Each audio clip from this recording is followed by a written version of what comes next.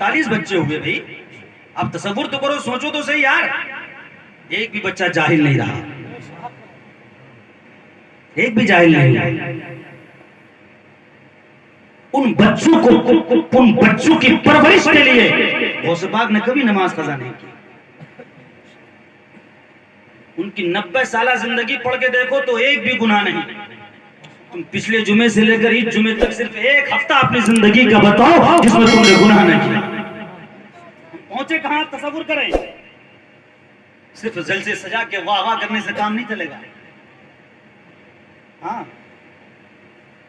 कोई बेनिफिट, कोई फायदा नहीं होगा इन जलसों का अगर इन जलसों से बताई हुई दीन की बातों पर अमल नहीं किया। तो मतलब क्या रहा? आप मुझे बताओ। एक हफ्ता तो बहुत बड़ी बात है, अपनी लाइफ का एक दिन बताओ। फजर से लेकर इशा तक के हमने गुनाह नहीं, एक दिन जोड़कर आप बताएं। मुझ समेत कोई नहीं बता सकता। ये हमारे हालात हैं। उनकी 90 साल जिंदगी पढ़ के देख लो तो एक भी गुनाह नहीं। मुर्दा सीधा करेगा।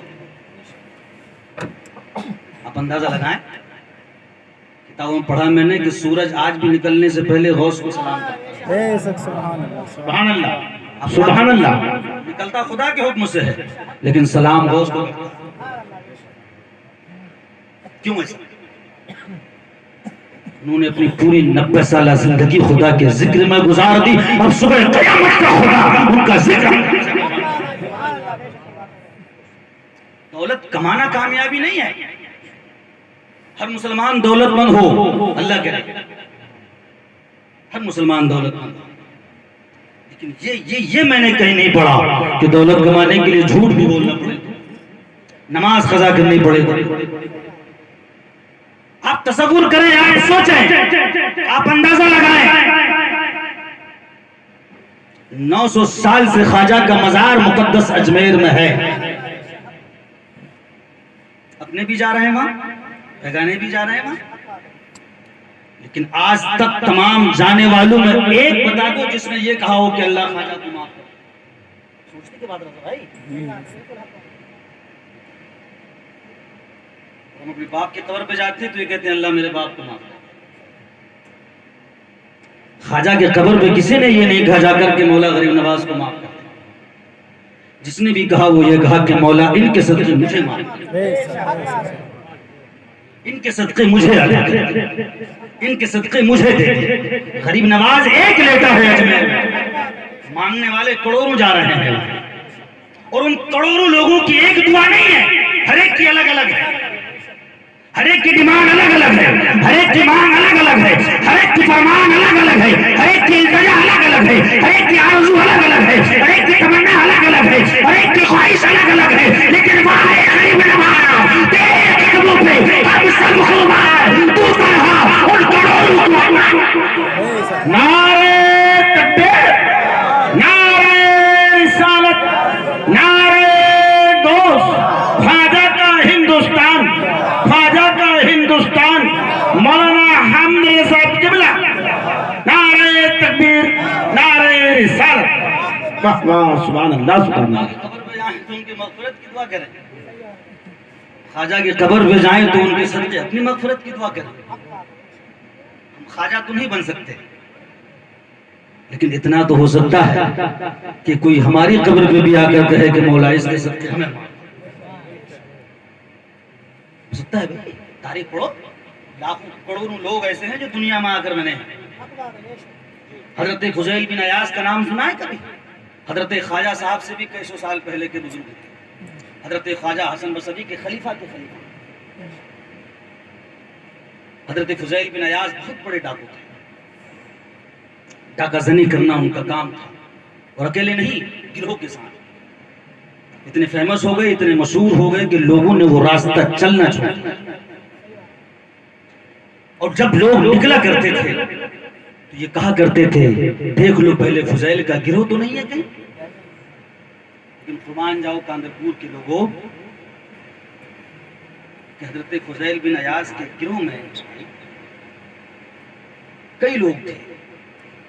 जब वो लोग लूट लिया करते थे सामान, उसके बाद क्या करते थे आपस में बांटने के बाद 2 यहाँ 4 वहाँ 5 वहाँ 6 वहाँ गिरोह बना के बैठ गए। जब बैठते थे तो बातें होती थी उनमें, लेकिन हजरत फुज़ैल बिन अयाज के गिरोह में एक शख्स ऐसा था,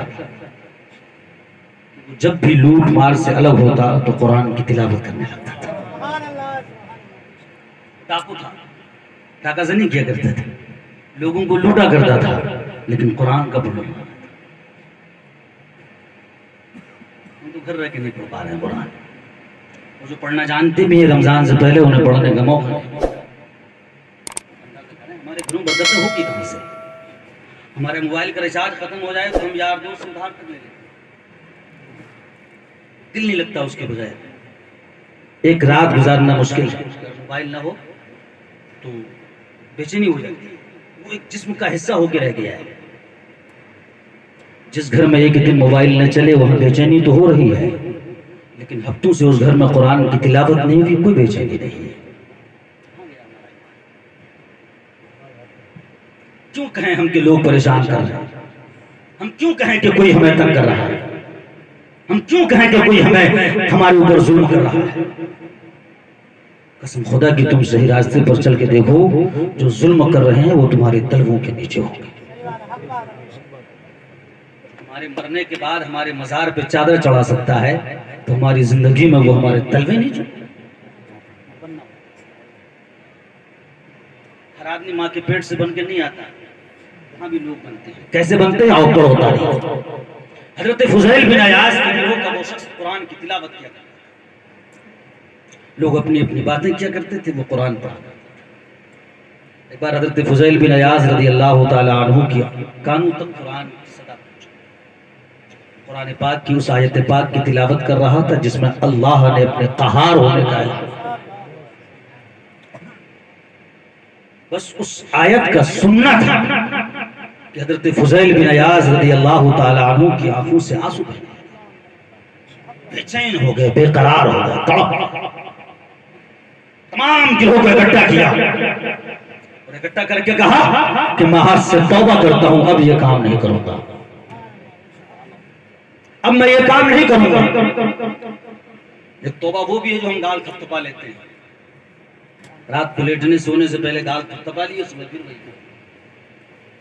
ख्वाजा यहया मुनीरी रज़ी अल्लाह ताला अन्हु फरमाते हैं कि रोजाना तौबा किया करो, रोज किया करो, रोज किया करो, रोज किया करो।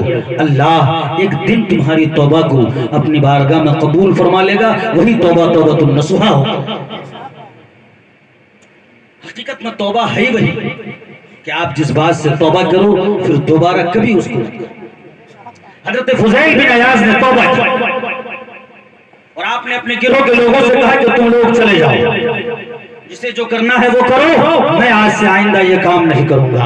अब जो जिंदगी मेरी बची है वो सब अल्लाह की राह में। आपके गिरोह के लोगों ने कहा फुज़ैल ये कैसे हो सकता है? तो जब तक डाकू रहा तब भी हमारा सरदार था, अब सही रास्ते पर चल पड़ा है तब भी हमारा सरदार।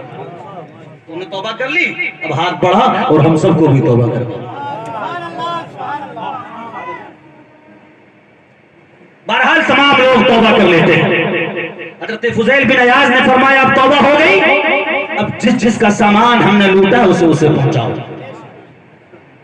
ये साहब किबला, इमाम साहब किबला बैठे हैं, आला हजरत फाजिल बरेलवी रज़ी अल्लाह ताला अन्हु फरमाते हैं कि अगर 3 पैसे आपने किसी से उधार ले और देने की ताकत रखने के बाद भी न दे पाए, न दिए और मर गए, कल कयामत के दिन मैदान महशर में 750 नमाजों की नेकियां आपसे लेकर उसे दे दी जाएंगी जिसके 3 पैसे लेकर आप मर गए।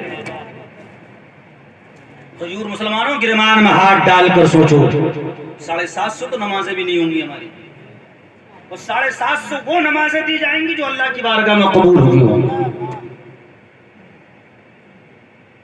लेकिन अगर 750 नमाजें न होगी तो जिसके पैसे लेके हम मरे हैं उसके गुनाह नहीं,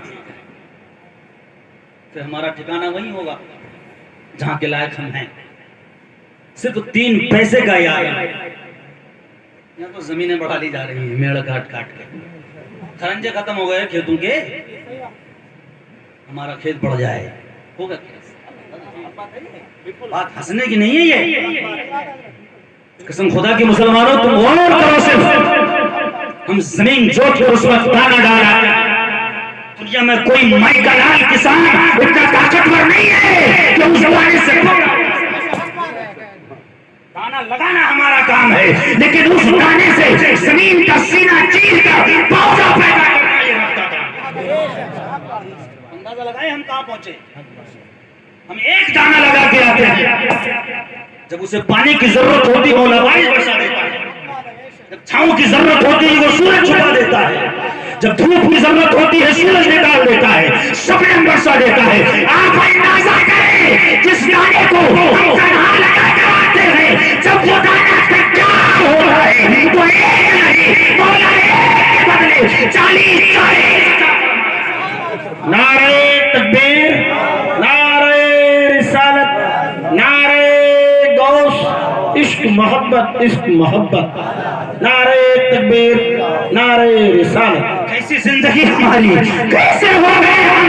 हमने एक दाना लगाया, पानी की जरूरत पड़ी रब पानी दे रहा है, धूप की जरूरत है रब धूप दे रहा है, छांव की जरूरत है रब छांव दे रहा है, फल की जरूरत है रब हवा चला रहा है, कर सब रहा है।